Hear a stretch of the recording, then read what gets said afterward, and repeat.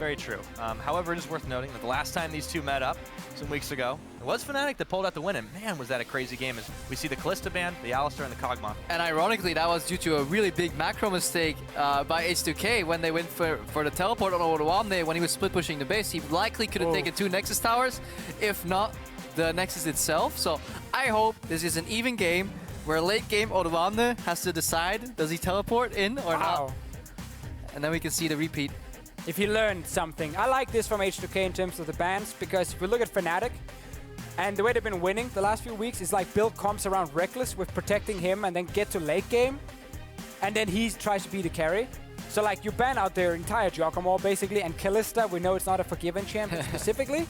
So all the bans technically make sense, and it's very target banned towards Fnatic. I mean, Forgiven has been playing a fair amount of Kog'Maw himself in solo queue, so opts out of that here. So the 3 best AD carries are out of the equation. I feel that's where Forgiven shines, in my opinion. Yeah. Once he goes lower in the list, because he doesn't...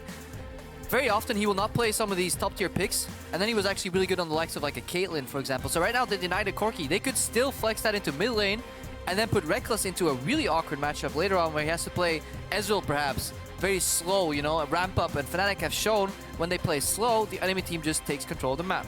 Very true, but in order to first pick up that Corki, they did leave the GP open. Obviously, wasn't enough last game for Giants to really come through, but still, this is a different team.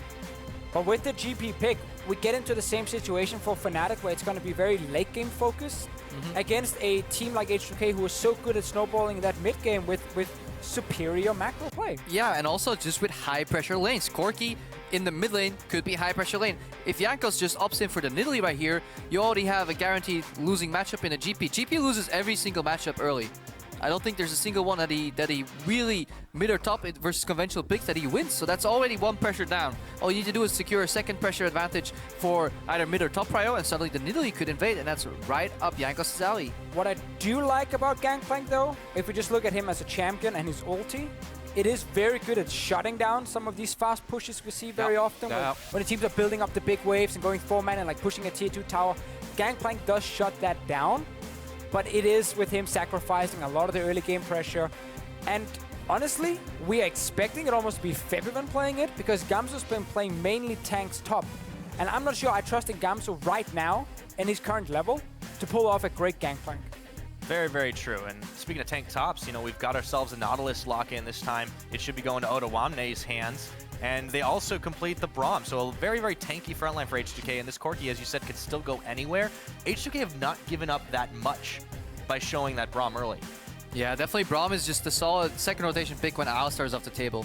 It is probably the best support you can pick up next, especially if you want some peel, some disengage, and some good team fighting. Over in the LPL, we see it pretty much every game where it's possible to be taken, and they love their team fighting.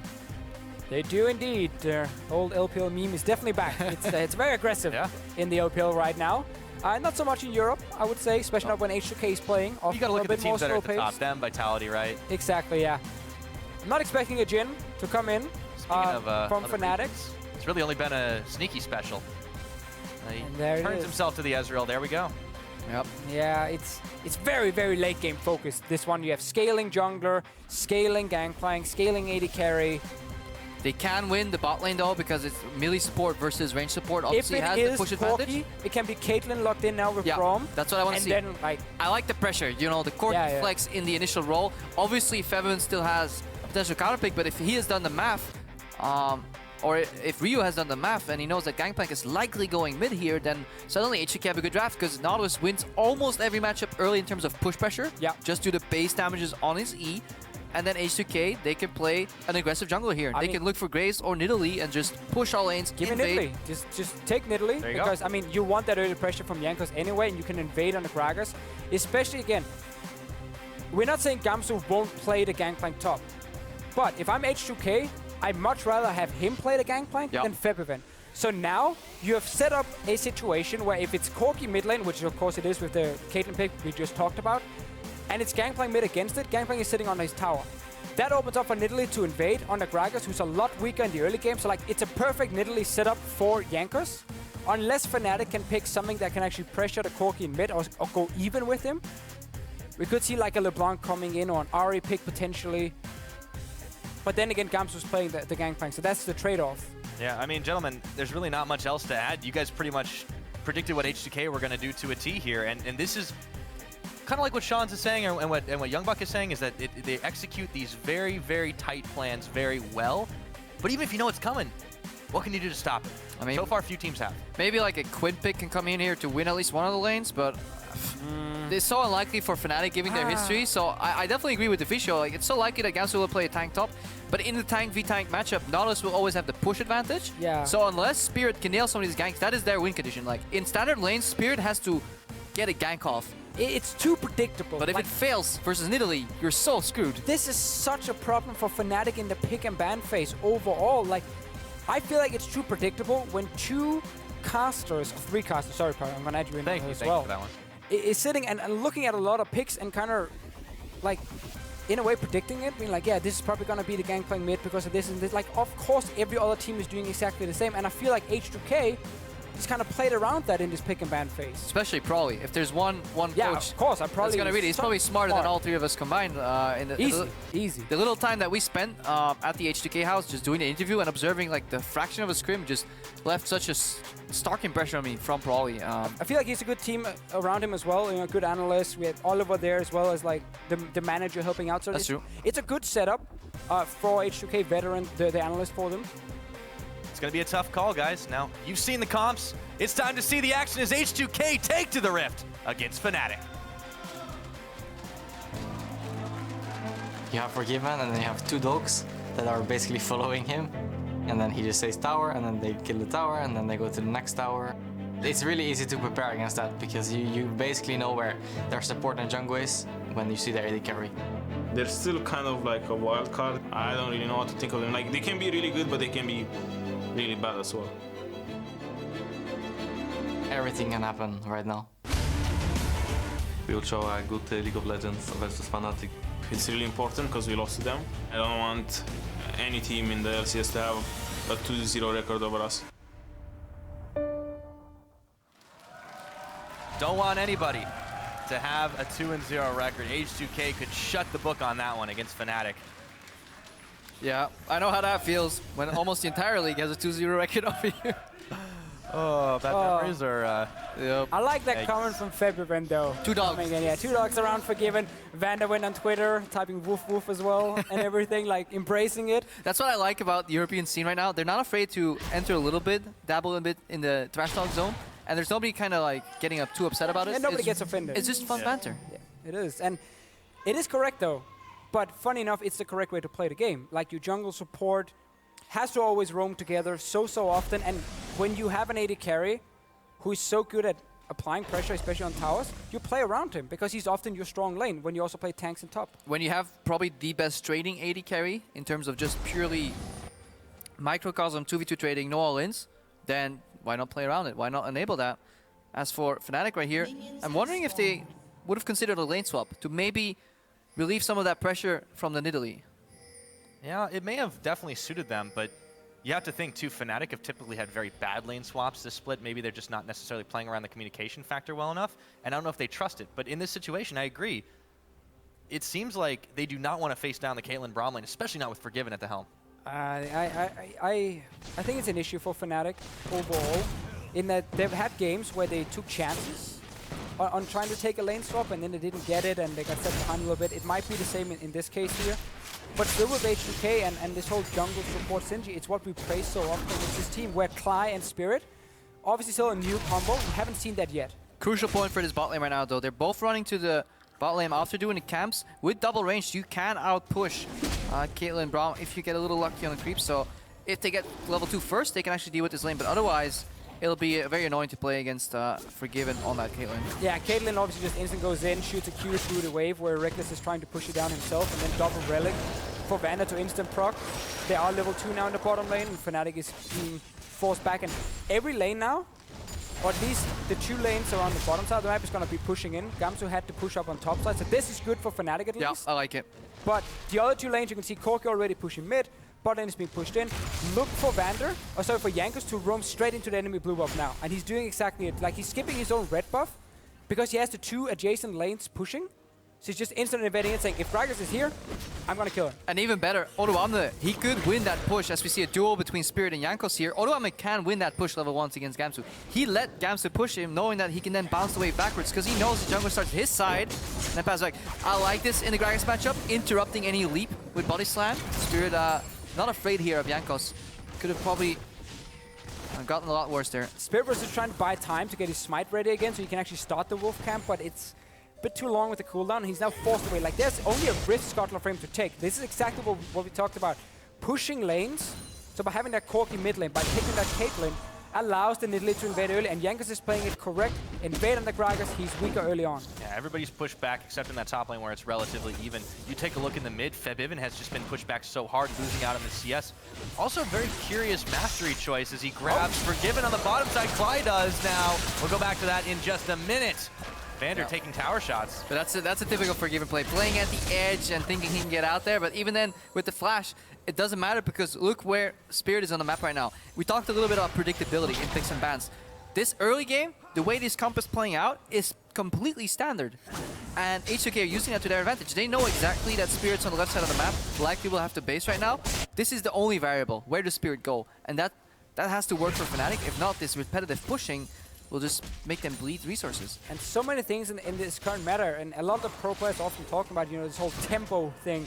Having the push in your lanes is what sets you up to make the aggressive plays, and that's exactly what H2K is doing with the comp and the pick and ban phase. Like, everything was planned from the pick and ban phase. So confident, by the way. Do you see that lantern? Klaj threw a lantern backwards as if the jungler was coming. Vander and Forgiven walked up. They told him, no, your jungler is not coming. You're trying to cheese us. And they actually just take that trade, and they have to push again here. And they're overextending a little bit for that Q. But this lane is probably just going to end up for a push in Fnatic, so we need to look at the rest of the map right now. So Spirit just hit level 4 right now. Jankos is already level 5, getting another camp for himself. Question now for Jankos is, like, what's the next move? How can he invade Spirit again? Top side is now pushing for Odoamne, but there's no camps. So he has to actually go back to base and then return to bottom side one more time, which also secures the push from Forgiven and from Corki. So I like him returning to bottom side now, allowing the Caitlyn to push in again once she's gone back and getting the BF sword. Yeah, it won't be about the ganks either, since it's hard to gank these lanes. The Ezreal able to get out of harm's way, the Gamsu able to get out of harm's way if he decided to go top, but as you said, heads towards this bottom side. The thing is, he doesn't really need to. You see how much of a lead Forgiven started to build up versus Rekkles already. Febiven still shoved in. He's caught up on farm a little bit more. It's kind of hard to keep a Gangplank from really CSing the longer the game goes on. But H2K off to a great start for themselves without really having to do much more than pressure in the jungle. Forgiven stayed in lane, even though Vander recalled here. He has enough for BF, but... It's in the name, by the way. Forgiven Greed, because you run out of characters. It actually stands... Everybody thinks it stands for Forgiven Grease. It's actually Forgiven Greed. Love staying in those lanes. This ward, though, this can be dirty here. They don't know that... They think they're baiting, and this is where Forgiven... Does he get the outskirt? Spirit is coming, though. He wants to get hooked. He wants to get hooked here, and then they want to bait in. Klaj. It's too obvious, though, that he's just dancing around it. Oh, no, it's never obvious. Spirit was there. He's constantly dancing there, and Klaj's like, waiting. Let's just go for it and see if we can get anything. Spirit had showed up, but there was a ward, obviously, and now Jankos is in the jungle again. Yeah, so Jankos is able to get free, I would say camps, but there really aren't any to take at the moment. It has been all about this bottom side for both junglers, really. Jankos hanging around here, and Rekkles and Klaj still getting poked out by Vander. He just gets information, though. He knows that both camps are down. You could technically group here with Corki. You go for a mini siege early in the game because H2K will always have that option to put their jungler on the lane, turn it into a siege. Right. Jankos, no race there, so didn't see that Spirit didn't connect. But it is, again, one of the big things about nidalee pick, why she's become such an S-tier pick, is that teams figured out it's not about ganking and like getting an early kill, level 3, level 4. It's about just controlling the enemy jungler and just being way faster than him, so you kind of speed up the game. You force him also into taking different paths to go gank, to do something, because he's not going to get a lot of camps, and that's how you pressure him. And then also when you have the pushing lanes, you just group with your laner and you hit the tower. I'm going to have to interrupt you here, because there's... I was already done, it's fine. I'm not going to have to interrupt you here, but there's a breaking development here in the H2K side. Forgiven has skilled traps. Pre-level 12. It's still like I'm back to base, we haven't engaged. May not come in handy. Ignite was down on him, but teleport's coming in, and Odoamne turns for Klaj. That's first blood. Given over to the Ezreal, though. as Rekkles picks that one up. Vander a little bit low in all the craziness, so the bot lane of H2K down. Odo getting free hit on. Gamsu looking to try and cut him off there, throws the ward down, minions at the back. This will be another, given over to Rekkles, 2-0, and now we've got a pause. Great start for Rekkles, though. Yeah, that was like the perfect play for Fnatic. There was a fight in the bottom lane where even though there was a CS difference, Febiven hadn't gone back to base yet, so they were both sitting on Dorn's Blades. Fight starts and no flash, obviously, on the Caitlyn.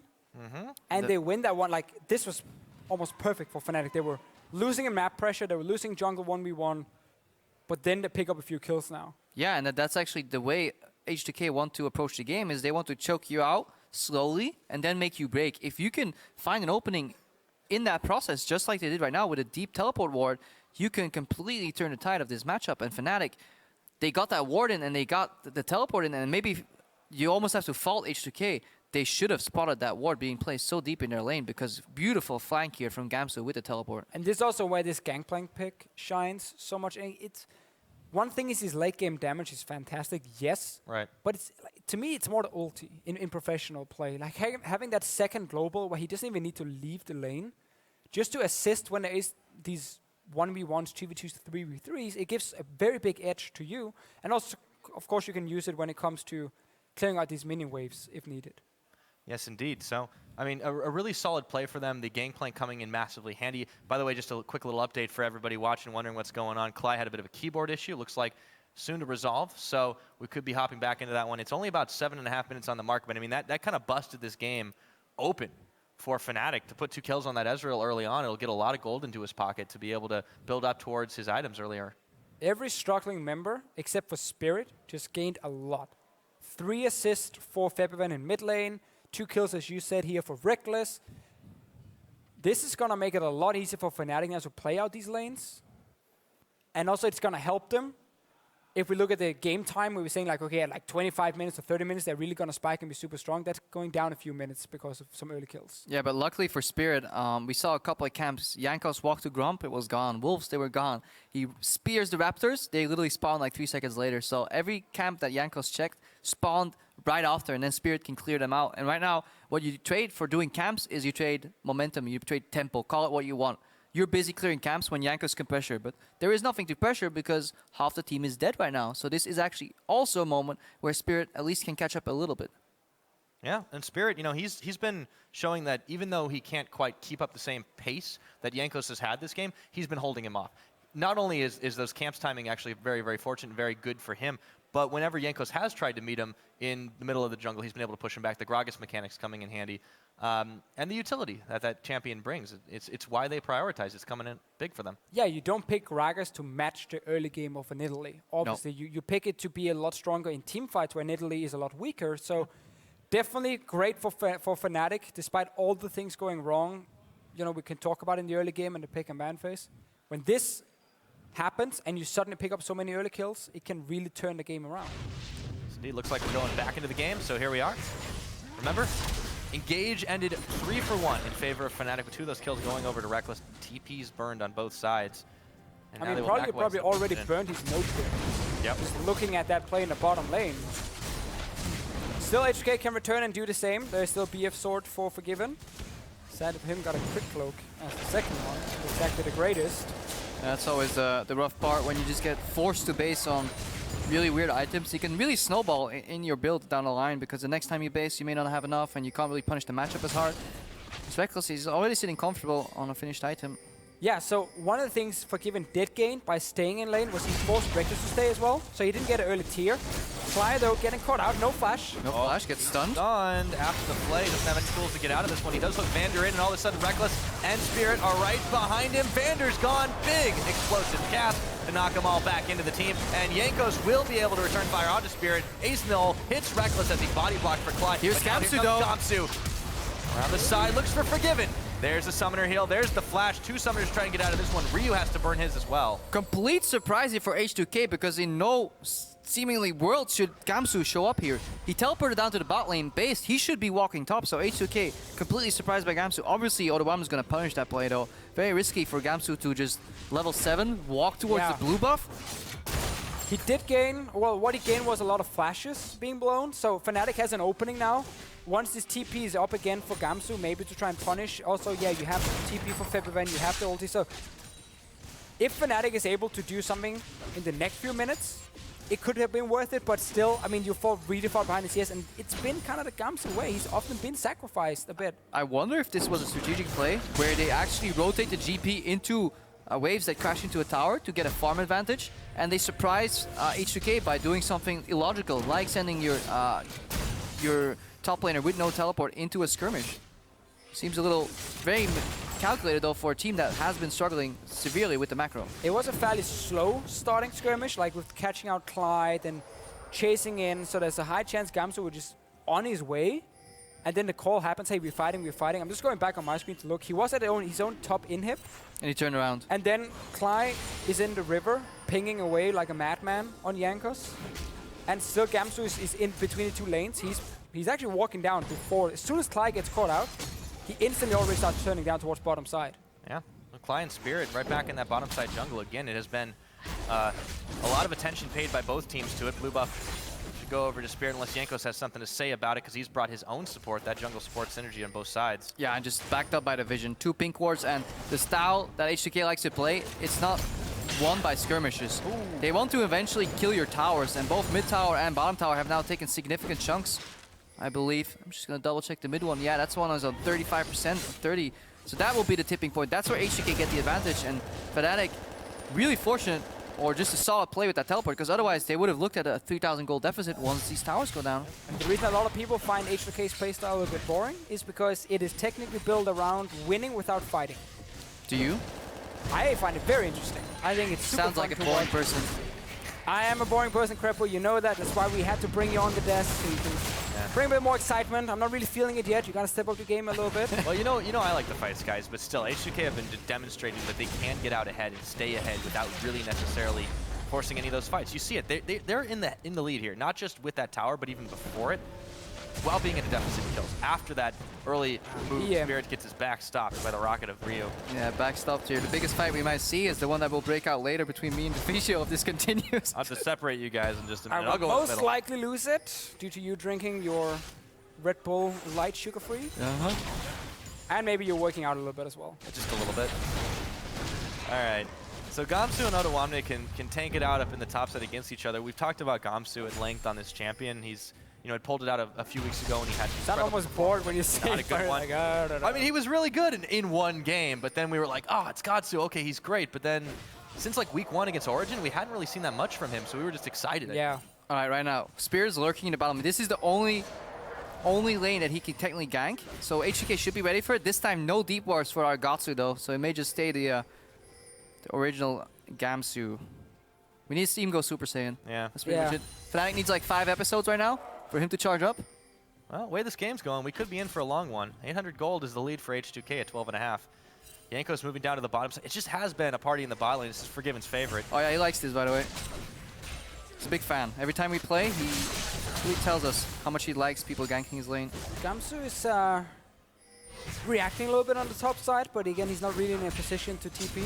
It's so fun when there are 2 top laners that can both interrupt each other. Who TPs first? And, like, are you standing right in front of him? Because then he can interrupt you, and then you can try and move back and potentially TP. You can also tell when they're looking to TP, because they'll stop their movements like every 3 seconds to pan over the map, and then you know. It's the same way when if you're playing solo queue and you're about to get ganked, you know, because the guy will stand still and type to his jungler that's now hiding in the lane. So. And also with the TPs, like, the guy stepping in and out of the bush suddenly because, like, oh, I don't want him to interrupt me. Yeah, a lot of mind games. Both top laners are basically hearing from the team right now if there's a potential fight happening. They get to hit each other a little bit up here in top side. Odoamne is winning out on that one, pushing in another wave, and H2K is setting up a dive. There is GP ulti and TP. This is a very risky dive to pull off. I do not think it's a good idea. No, I don't think H2K are thinking about it just yet either. They actually back off. The True Shot Barrage comes in. That will deter them for the rest of it. Still, 4 members of H2K close to the bottom side as Ryu turns back around to the mid to clear the wave out. Instead, they're going to push forward. Yeah, very often H2K will put you in a position where both teams know what's coming. The thing is just there is no counterplay. H2K have already won. This time though, Fnatic realized they could likely defend it, and Jankos already said all your jungle are belong to me, so he just moved up to the different side of the map. Spirit is constantly stuck in his bottom lane trying to shout out for this lane, but he's losing his camps. And I guess technically, being consistent makes you predictable in that sense, but you're just waiting for that one mistake from the other team where their consistent, predictable play you are making are the correct one, and they are not reacting in time, and then you punish them. Spirit might go for Ryu, ends up doing not a whole lot. It's the Falcon, and this is the thing about Fnatic, guys, like a huge chunk of damage is tanked by the Fat Man there. Fnatic are not a consistent team. You saw it last week. They had this crazy game against G2 as that tower goes down and Klaj gets poked out, has to flash away from the Runic Echoes proc that Jankos was sending flying with the Spirit, but then they couldn't do a thing against Splice. Yeah, I mean, you're 100% correct. That's been Fnatic's main problem. And it often boils down to if you don't have, you know, proper shot calling and macro play in that sense, you become inconsistent because your team is not able to identify what to do at a given moment. And then they do some weird stuff from time to time. But Fnatic now, looking for another play in this bottom lane. They know it's where they can do something. It's so hard with the vision that they have. When Klaj's flash is burned, that is the one condition where he can actually flash over his skill shot, maybe send out a hook, and find a catch, because H2K's river vision is just so good because they're constantly playing with pressure. And this goes back to the draft. Yeah, you can play predictable because H2K can just cover their grounds. They will always have wards around you and play, and they will force Fnatic into predictable gank patterns because Spirit can't gank top, Spirit can't gank mid. He has to go bot. And this is why H2K are sitting up there at the top of the table. I mean, we've seen all of our top teams play already today. H2K is the last one. They get another win. We're still in that three-way tie for first place. H2K, you heard it from Odoamne at the beginning of it. He does not want to give anyone a 2-0 record. They're playing for playoff seeding. Fnatic is playing for the same, but it's on the lower end as that blue buff unfortunately resets. And the worst thing now for Fnatic is if you are in losing lanes and you end up losing your tower without gaining anything for it, it's very hard then to make the next play, because normally what could have happened was like, oh, Fnatic pushed out the bot lane, recalled with Klaj and Rekkles, and then rushed top lane, and they tried to trade towers because they were losing that bot tower anyway. But you couldn't do that because you were constantly pushed into the tower, so you would have been way behind in the play. And that's such a big issue. If you're not able to trade, you will automatically lose out. Yep. And then now, you just lost more map control. H2K are once again in your jungle.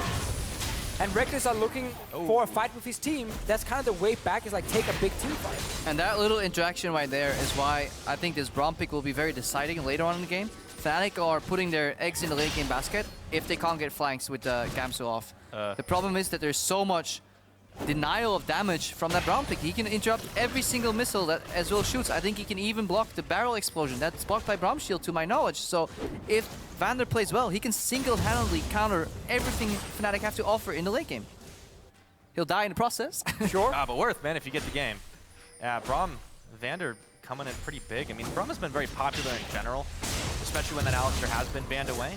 We'll see how he continues to be played by Vander, who's had this very successful split so far in H2K. And we talked about how Fnatic, again, by losing that first tower just normally in the laning phase without gaining anything, again, it just set you so far behind because it allowed now H2K to push up bot lane, have Rekkles have to push out a long lane instead to get to a tower, and then just rotate top. And you just, again, you very quickly take a tower without any response from Fnatic, or if there is, it's a very late one. Yeah, this almost feels like the equivalent of Peanut, like going for the 4 buff. H2K want to 4 tower somebody, but Fnatic going to take their first tower of the match. We need a name for that, by the way. We'll come up with it when it happens. Rekkles is pretty close to finishing this one off. Oh, might be overstaying. Ooh, get yanked back as he takes the tower. Still, though, the outers of Fnatic have fallen like dominoes, and it's all on the inner now. That means H2K have even more map play available to themselves. Fnatic still kind of stuck within their own jungle, and even that hasn't been safe with so much pressure from Jankos all over the place. See what Odoamne can get done on this top side as well, continuing to push it back. And it's kill the minions. All the minions. Your two analysts are standing here in silence, and you're like, I guess I'll keep talk about CSing, because guys. there's nothing that will change. That's the beauty and the sad part about H2K. They draft a composition that has a very predictable play pattern. They then execute to a T, barring one teleport mistake, and they slowly choke the life out of Fnatic. Perhaps this game, if you're not Deficio, there's only maybe 1 or 2 people in the world that enjoy it. I mean, this is very. I know you enjoy this kind of game as well, Fred. Yeah, but I gotta bring the balance, you know. This is smart though. Like this is the thing. They it. do it consistently, and they have made a few mistakes, right? They have lost 3 games all over this split. One of them was against that Fnatic. But you look at like what H2K are now compared to where they were last year. Yes, they've gotten a lot of new players, but they were like number 2, number 3, and there were a lot of weaknesses that we could pinpoint. People had figured them out, etc. Whereas Fnatic was just such a strong team across the board. But look at what's happened in only about a split's time. H2K with their new squad have become one of, if not the most dominant force here in Europe.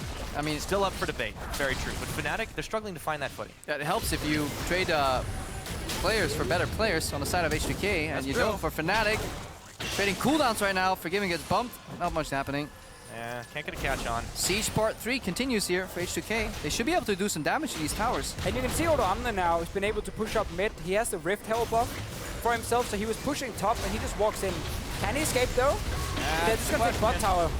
It's the knockup on Rekkles, does force the summon hero, but look, they just immediately trade for it. So Odoamne being the hero that H2K needs, and look at just how tanky he is, keeping them occupied. Might even last until they get to the party. The spear goes flying.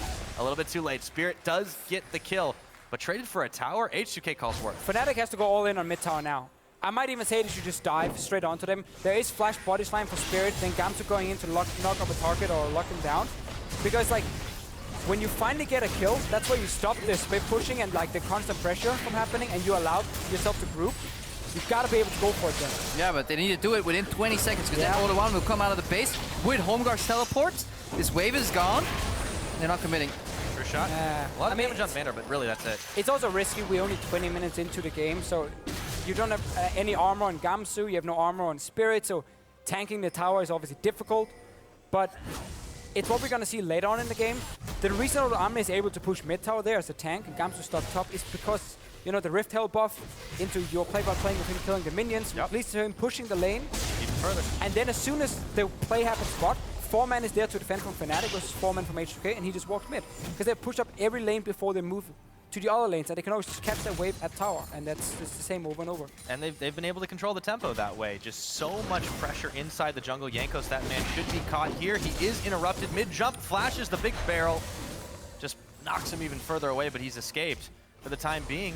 H2K, yeah, they're running Fnatic around the map here, and even though those power spikes will come in very late, H2K aren't concerned right now. Good move by Spirit though, because that's something with these aggressively invading teams, sometimes you just offer them too much respect. We'll get into that later though as we fight for the red buff. Looks like it goes over to Ryu. One difference I do want to see from some of these Gragas players, I've seen it quite a bit now in the LCS, is when they body slam in, they want to land a Q and then ulti after for the maximum amount of damage, but it actually gives you a chance to flash. Then because you get knocked up from the body slam, and when you land, you can flash out of it.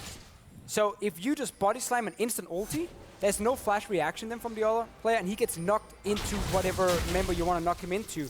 So in this case, Spirit should have knocked him into Gamsu. Gamsu could then lock him down, and he wouldn't be able to flash over a wall. But because he puts in the Q first, delays his ulti, it allows Jankos to flash out. Not a fan of it, because I think the damage from that Q is not high enough to warrant the difference. That, you know, knock him away from that wall so he can't flash to safety and have Gamsu lock him down, and you get a kill, and it allows you to push a lot easier on this tower, instead of you want to maximize your damage. There's also some sick pinball combos you can do. If you watch the Gragas compilations, you just put the Q somewhere and then you knock him into it. Gets even prettier if you predict the flash while doing it. Oh man, that would be sick. Come on, Spirit, that's your job right now. The Gragas Mad Life. What's whatever that is. The Gragas sec? We'll come up with a better one, I'm sure. H2K, their job right now, though, is just continuing to clear that wards out. They shifted their attention to the top side since that inner still remains. Obviously, the one in the middle a little easier for Fnatic to defend, but they're not really pushing back on this top just yet. Fnatic have learned something, though. They have 3 blue trinkets and a yellow against this very pink-warded Baron area. That is something they have failed in before. They held onto their yellow trinkets too long and lost too much pressure. So now they can stall, and remember, they're still going for the late game. Kite on the Ezreal, scaling on Febiven. He's still in the game. 200 CS at 23 minutes by no means is bad. Already on 2 items, 1 more, and he will hit his power spike. Again, the early kills definitely help for Fnatic, keeping this somewhat close. But now obviously for H2K, the next objective is going to be setting up this Baron over and over, force Fnatic into a bad fight. I would like to see ZZ Rod Portal for Odoamne, just to have more pressure in that side lane. He's already super tanky, and it does give him 60 MR, which is the second highest from any item in the game. And then he can also leave his lane. He can put pressure, leave it, force Gamsu to deal with it, and force some plays here. But now we're seeing the power of Febiven, but H2K simply don't care. Fnatic will try to push them back. Spirit was showing force there. But H2K continually just keep this siege going. It's parts 3, 4, 5. As long as the budget's still there, they'll just keep on firing away, making those sequels. 24 minutes on the clock. Fnatic, though, as long as they don't give up any more towers, they've got to be happy with this. because they aren't giving up any kills as well, and nothing on the map is being taken. The Baron, yes, they're getting wards cleared out of it, but they know as long as they can see H2K, they're not taking it. And the budget is definitely there for these sieges, though. Once this tower goes down, we're approaching, yeah, a little higher than a 4,000, 5,000 gold lead here for H2K. I don't know, being happy, you know, it's tricky because despite the early kills, they're still so far behind, and like they have 0 map pressure right now. Well, they gave it up there, so there you go. So again, it's gonna be just about Baron being set up by H2K. Get Odoamne in a position where he can actually pressure Gamsu a bit more towards the tower. Unless you just want to build, like, again, I think ZZ Rod is a great item for him right now. Yeah, I mean, they do just keep pushing forward, and they do just keep growing that gold lead. You know, it's gotten even up to our favorite number, actually, 5.5K at about 25 minutes. They continue to keep the pressure going. Vision covered. They're not trying to like outright bait the Baron, but they just make sure that Fnatic are completely in their constant. Yeah, this is the point. This is the point where you keep your eyes on Vander. By the way, talking to probably in the makeup area a little earlier today, right before they went on stage, is like, yeah, the Baron baits. That's when support's job gets reduced to running in, placing your wards, basing to refresh them, place them again, basing, and just keep going. That's why Vander is doing the more efficient route with 4 wards on his side zone instead of 3. Probably gets tired from running back and forth every time.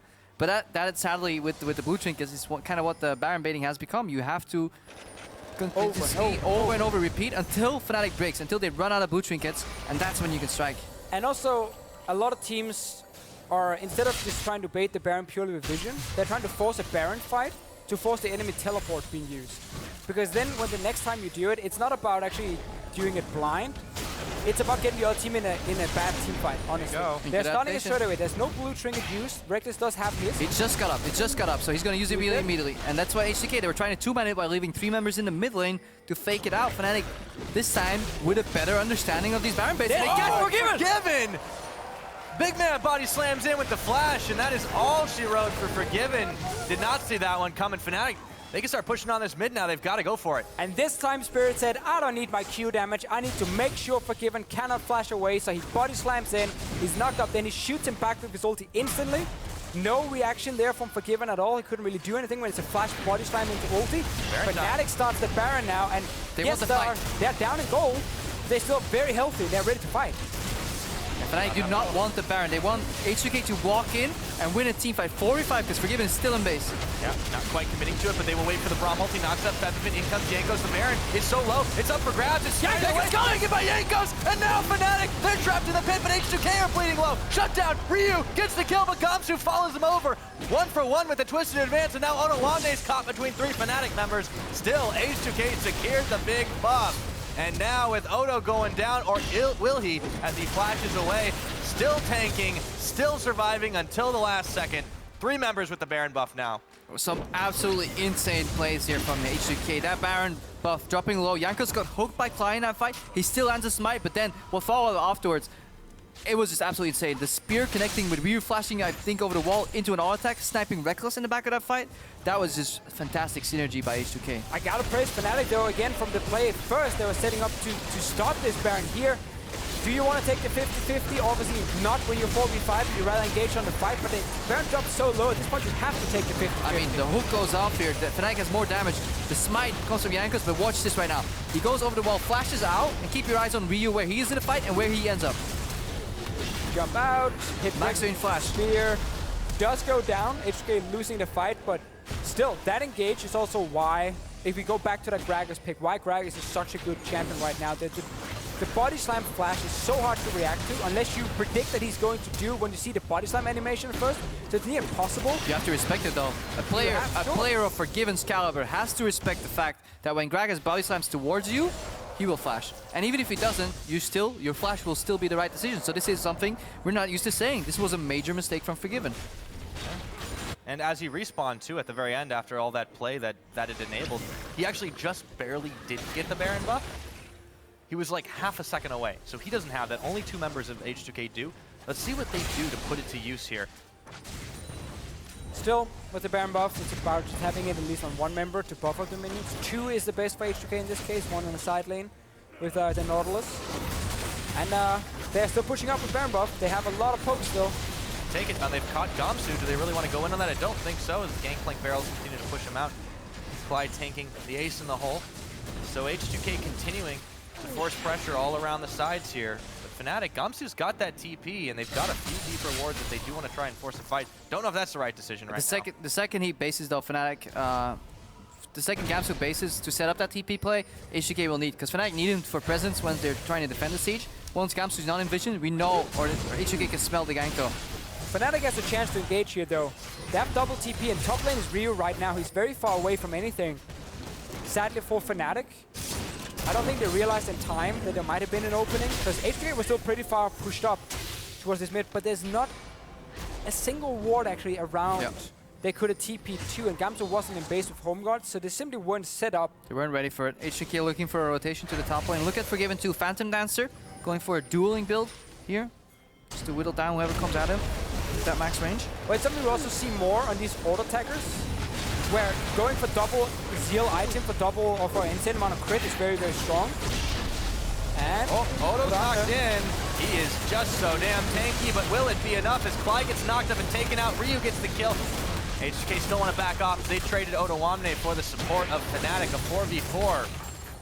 Ryu comes around the side to launch another rocket, but he's still bleeding out. Has to be careful.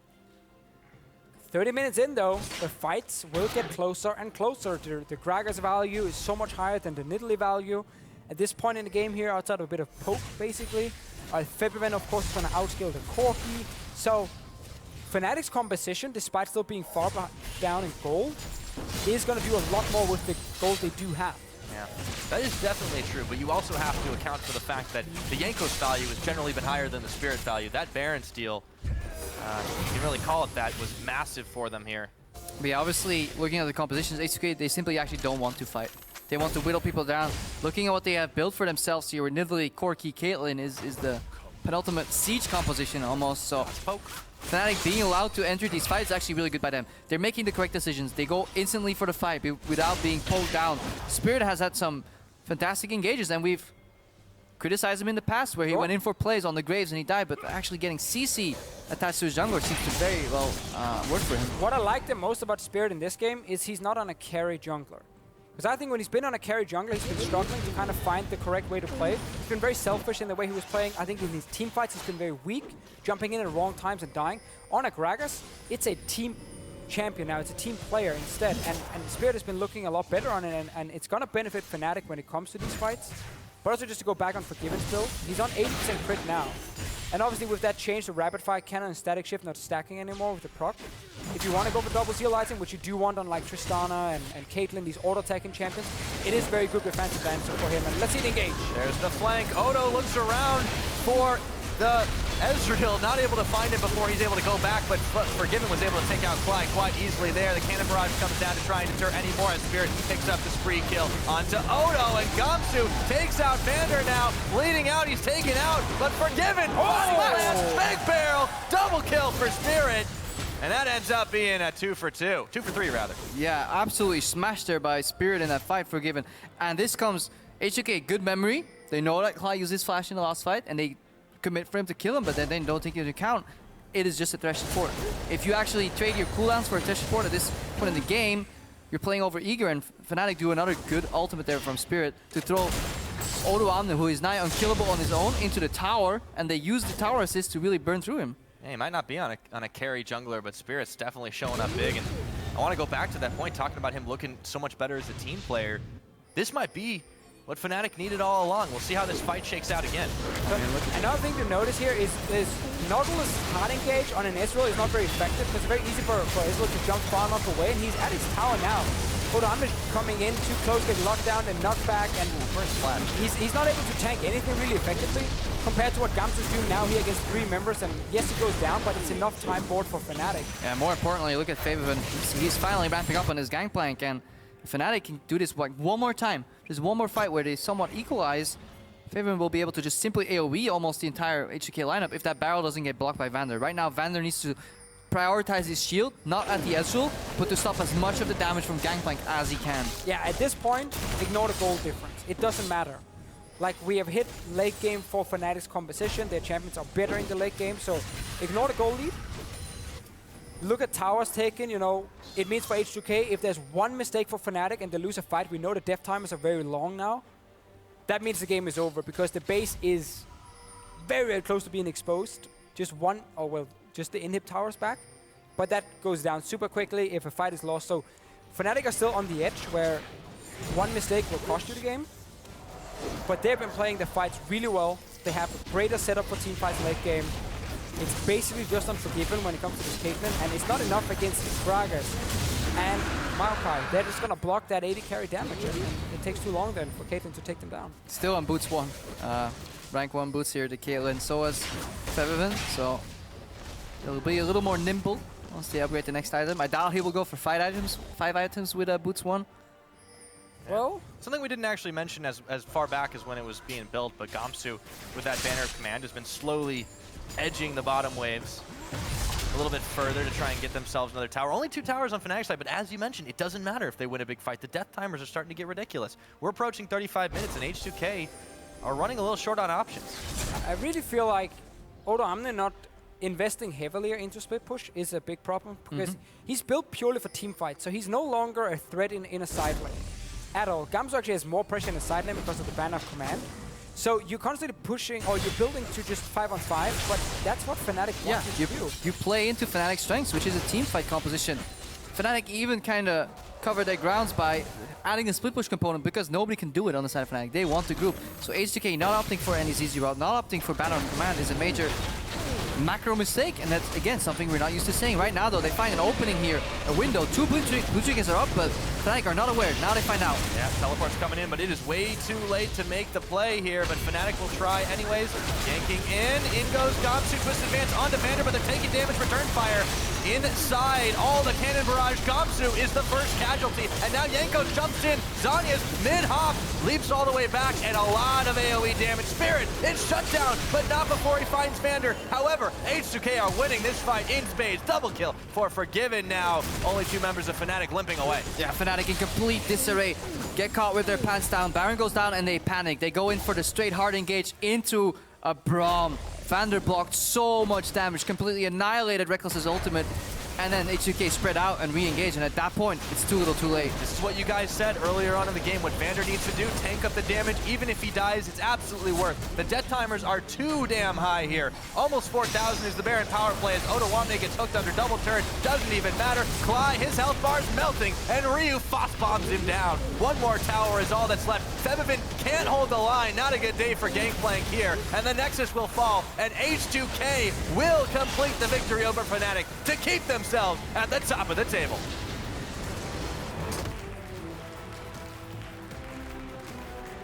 And Deficio is disappointed. Once again. Yes and no. I mean, H2K were winning this game for basically the entire game long, except for that TP play in the bottom lane. Oof. Fnatic, they know they were getting back in the game. So they made the panic play. H2K, H2K, H2K, H2K, H2K, H2K. Still, got to be happy with that victory. Other than a few stumbles for H2K, they managed to find that win and go big, even though Fnatic were starting to scale like crazy. And on that last engage, the only reason I see this is because Deficio was frantically pointing at the screen. All Fnatic's flashes were on the brink of coming up.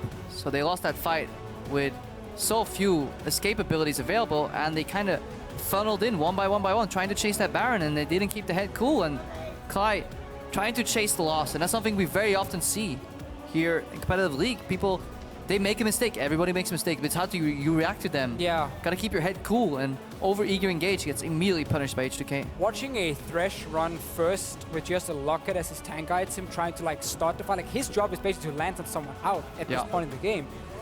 Again, it's just a panic move, but it's that inconsistent shot calling we highlighted earlier that H2K and Vitality does not have, very often at least, where Fnatic are winning team fights. They should know that right now the only way for H2K to really do anything is like setting up that Baron, because they can't push. Every time they've been pushing, they've been losing.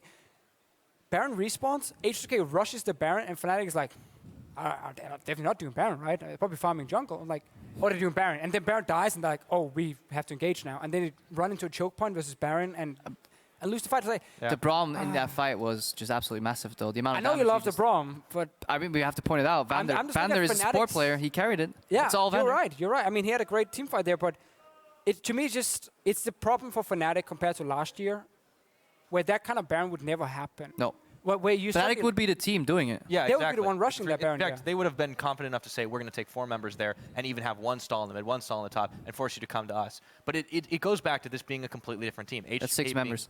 6, yeah, no, 4 and then... Never do math, ever. I can't do it. Tough math. Forget about it. We're going to send it to Pulse on stage to talk about H2K's carry in the bot lane. Thanks, guys.